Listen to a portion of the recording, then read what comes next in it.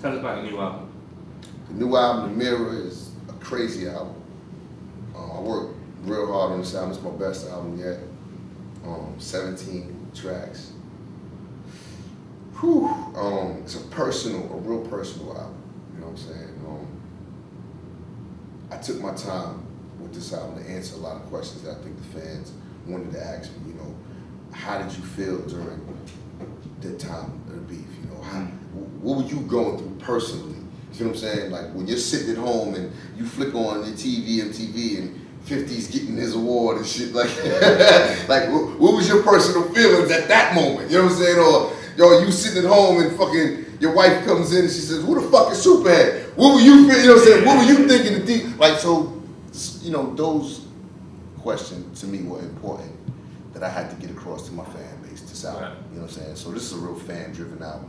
And believe me, when the fans get a hold of this album, they're gonna fucking be like, "Wow, I don't believe he said that," because there's a lot of things in there that I said. But for me, it's tough love. It's not. There's no diss records on the album. There's records where I may be a little harsh and say things that may be shocking to the ear, but for me, it's not a diss. It's tough love because I've been through a lot of shit, and people that I felt were close to me.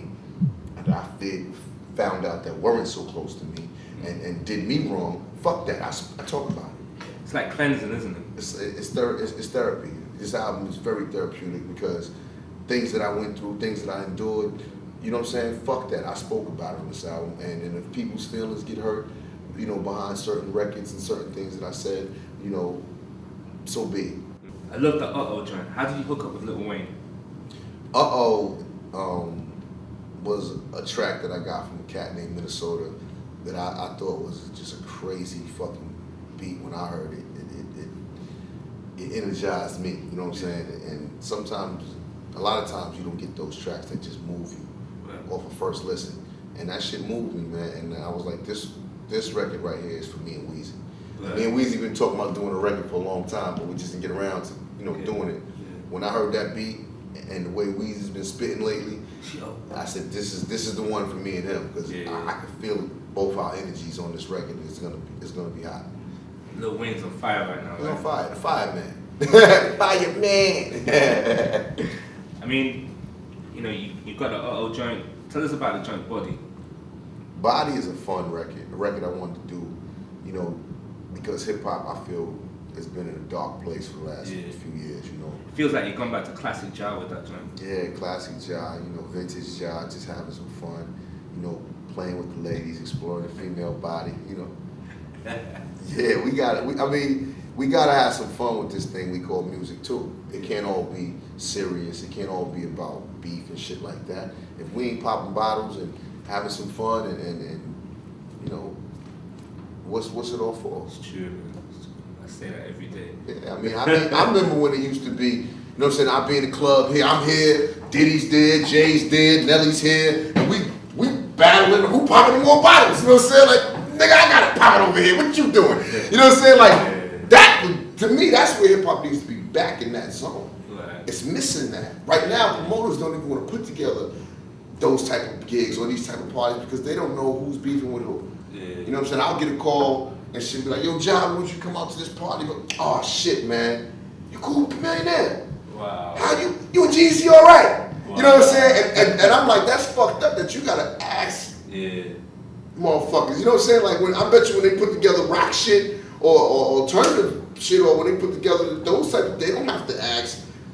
You know what I'm saying? It's such and such cool. Even if they have gripes, it is not like what the hip hop shit is. They don't go on records and be shitting on each other. You know, it's more like, I'm mad at you about something we did in the club last week. You know what I'm saying? And when I see you in the club next week, I'm gonna tell you about yourself. You know what I'm saying? Like that type of shit. Like, our shit is more, I hate you, but when I see you, nah, nigga, you know it's just, you know what I mean? I'm just trying to make records, nigga. I'm just trying to sell some records, nigga. And then, right back in the studio, nigga, I seen you at the club and you ain't say nothing. Like, it's niggas is front right now. You feel what I'm saying? Like, when I look at beef and rap beefs and shit like that, that shit is real. You feel what I'm saying? Like when you confront it, like if I get on a record and say something about somebody, that means I genuinely don't like that person. And when I see you, there's a problem too. You understand? Not, yo, I'm just doing it, yo, I ain't really got no problem with you, homie. I just made this record because, you know, I'm trying to get the fans hyped up. That's whack. That's whack shit. Like, make a hit record and get the people hyped up, nigga. Make a hot record that gets the people excited, that makes them want to be excited about the artist. Because, real talk, and I'm going to tell this to a lot of young cats, and y'all may not know this about entertainment, but this is an old cliche, this is something real about entertainment. When you make a spectacle of yourself, the longevity of your career is slim to none. And I'm gonna tell you why. Because now, every time you release something or do something, people are looking for you to meet the bar of the spectacle. You understand? Not even the bar of what the music was, the spectacle. And trust me, you cannot meet that bar every time. You understand? When I go in and make my records, when you know, the reason why I've been successful throughout my career is because I go in to the studio and I make records from the heart. You understand? I make records with passion. You know, and when I speak with conviction. I don't sugarcoat shit. I don't bite my tongue. I don't give a fuck what people think about me. You understand? Because at the end of the day, what you think about me is meaningless. What I think about myself and what I do means the world. You feel what I'm saying? Because that's me. That's what my vision is and my thoughts. So what everybody else's, you know, vision of me is doesn't matter. It only matters what I think of myself and what I do and the actions that I make as a man, if that matter.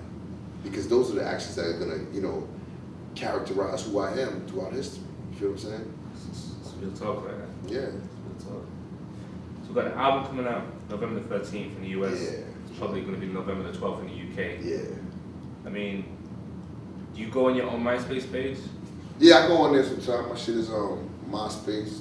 .com/Jaru. I go on there and fuck with the people, you know. Right. Sometimes I send them some messages back and holler at them, but I haven't been on it in a while since I've been overseas and been away, so pardon me for not adding my new friends and all that shit. I'll get to it in a minute. I mean, how do you feel about the whole changes in the internet? Because it's like we said before, the game's changed. Before, you could sell a whole heap of albums. Yeah.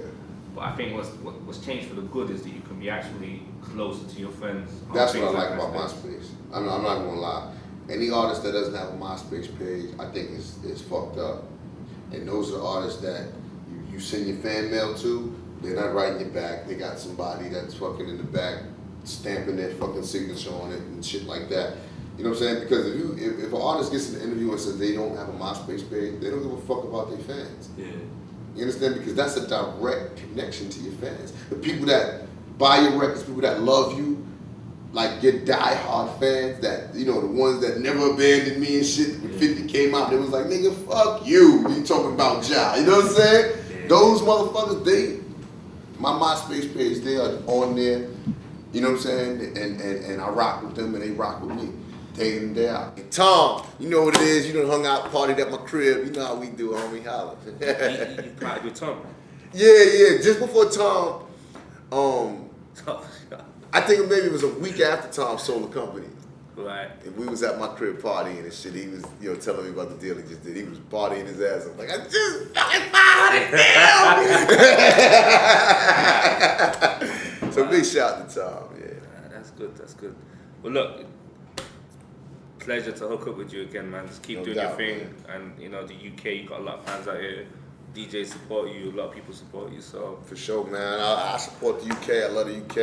And I'll be back again and again. Matter of fact, be looking out, get ready for my House of Mirrors tour. It's gonna be the craziest shit you ever wanna see. It's like a Circus Soleil, burlesque type show. I got all types of shit going on. You understand what I'm saying? Yeah, you don't wanna miss this motherfucker, believe me. All right, Jack. It's cool, man. No doubt, man. Cool.